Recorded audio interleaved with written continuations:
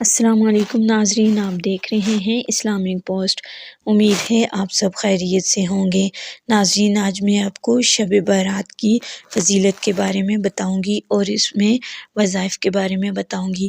تو ناظرین، یہ سب جاننے کے لیے ہمارے ساتھ آخر تک رہیے گا اور ہماری ویڈیو کو لائک کیجیے گا اور چینل کو سبسکرائب کر دیجیے گا تاکہ آئندہ آنے والے وظائف آپ کو بآسانی پہنچتے رہیں اور ہماری حوصلہ افزائی بھی ہوتی رہے۔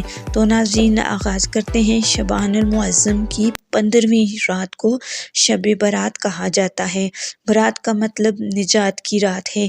اس رات کی خصوصیت یہ ہے کہ اس رات میں اللہ تعالیٰ اپنے نیک بندوں کو اپنی خصوصی رحمت سے نوازتا ہے۔ اس رات ہر امر کا فیصلہ ہوتا ہے۔ اللہ تعالیٰ مخلوق میں رزق تقسیم فرماتا ہے۔ پورے سال میں ان سے سرزد ہونے والے اعمال اور پیش آنے والے واقعات سے اپنے فرشتوں کو باخبر کرتا ہے۔ سیدنا ابوبکر صدیق رضی اللہ تعالیٰ عنہ سے روایت ہے کہ جناب رسول اللہ صلی اللہ علیہ وسلم نے فرمایا، اٹھو شعبان مہینہ کی 15ویں رات کو، اس لیے کہ یہ بالیقین یہ ایک مبارک رات ہے۔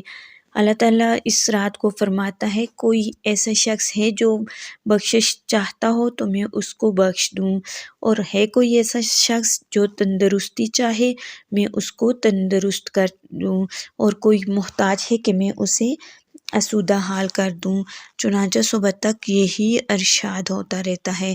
حضرت علی رضی اللہ تعالیٰ عنہ سے روایت ہے کہ حضور اقدس صلی اللہ علیہ وسلم نے ارشاد فرمایا کہ نصف شعبان کی رات میں اللہ تعالیٰ قریب ترین آسمانوں کی طرف نزول فرماتا ہے۔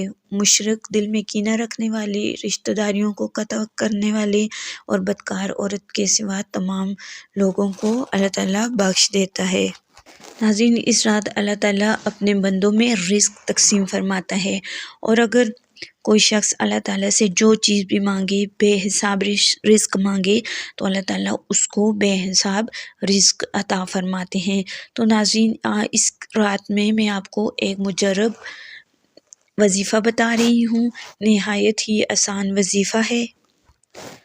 ناظرین، عشاء کی نماز کے بعد 2 رکعت نفل نماز پڑھ کر آپ مصلی پر بیٹھ جائیں اور 7 دفعہ درود شریف پڑھیں۔ اس کے بعد 313 مرتبہ اللہ الصمد پڑھیں اور اس کے بعد پھر 7 دفعہ درود شریف پڑھیں، اور اللہ تعالیٰ سے خوب گڑ گڑا کر اور رو رو کر اپنے رزق میں برکت کے لیے اور اپنے رزق کے لیے دعا کریں، تو انشاءاللہ تعالیٰ آپ کا رزق اللہ تعالیٰ ضرور کشادہ فرمائیں گے۔